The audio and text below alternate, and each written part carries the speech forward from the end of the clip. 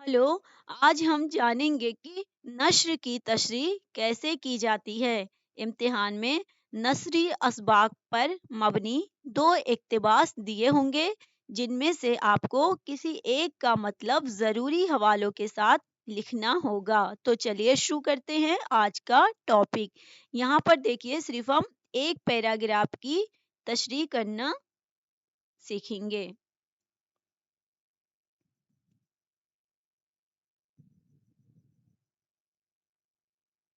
यहाँ पर देखिए, कह रही है, तमाम शहर में मेरे गाने की धूम है। जहाँ मुजरा होता है, हजारों आदमी टूट पड़ते हैं।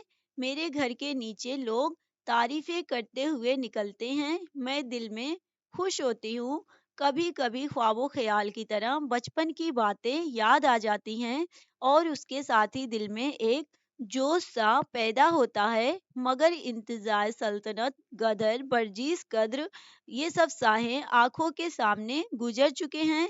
कलेजा पत्थर का हो गया है। माँ बाप के तस्वुर के साथ ही या ख्याल होता है, खुदा जाने अब कोई जिंदा भी हो या ना हो, और अगर हो भी तो उनको मुझसे क्या मतलब। वो और आलम में होंगे, मैं और आलम में हूँ। खून का जोश सही, मगर कोई गैरतदार आदमी मुझसे मिलना गवारा ना करेगा। अब उनसे मिलने की कोशिश करना उनको रंज देना है। इस तरह से हमको पैराग्राफ मिलेगा इम्तिहान में। उसके बाद हम जो है यहाँ पे जवाब लिखेंगे। जवाब में हम हेडिंग डालेंगे सियाक व असबाक। सियाक व असबाक को हम जो है स्केच से लिखेंगे, ताकि ये खूबसूरत दिखे।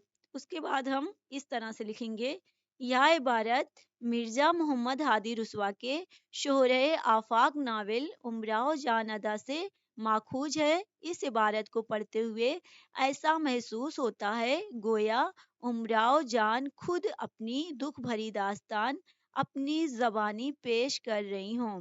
यहाँ पे देखिए, मुसन्निफ का नाम और सबक का नाम, इसको हम या तो अलग कलर की पेन से लिखेंगे, या तो अगर उसी कलर की पेन से लिख रहे हैं तो इसको इन्वर्टेड कामा के अंदर लिखेंगे, क्योंकि जो है इसमें सबसे मेन यही रहता है।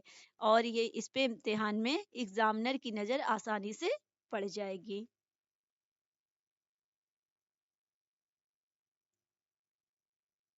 उसके बाद हम हेडिंग डालेंगे मतलब।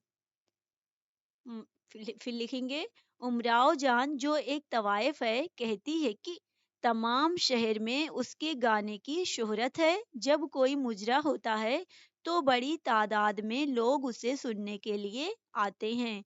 लोग जब उसके घर के करीब से गुजरते हैं तो उसकी तारीफें करते हुए गुजरते हैं। ये बातें सुनकर वो बहुत खुश होती है।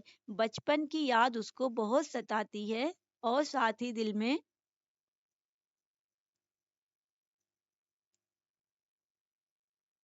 एक जोश सा उठता है। मगर सल्तनत का खात्मा, गदर, बर्जीस कद्र,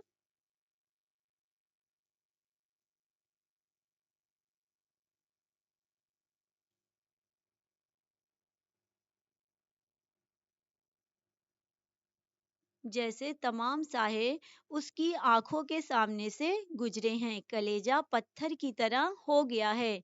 माँ बाप की याद के साथ ही यह ख्याल भी आता है कि मालूम नहीं अब वहाँ कोई जिंदा भी हो या ना हो, और अगर हुआ भी तो किसी को मुझसे क्या गरज। मैं तो दूसरे ही आलम में हूँ। ये ठीक है कि उनसे खून का रिश्ता है, मगर कोई गैरतदार शख्स मुझसे बात करना गवारा ना करेगा। अब उन लोगों से मिलने की कोशिश भी करना उनको रंज देने के बराबर है। इस तरह से हम तशरीह लिख देंगे। Thank you so much.